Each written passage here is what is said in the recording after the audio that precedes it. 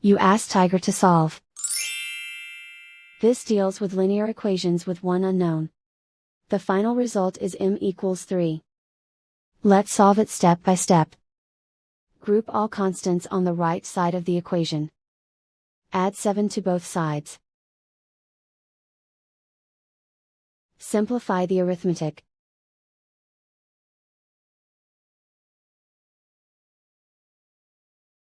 Isolate the m. Divide both sides by 3. Simplify the fraction.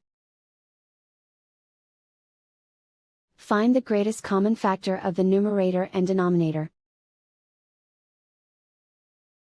Factor out and cancel the greatest common factor. And so the final result is m equals 3.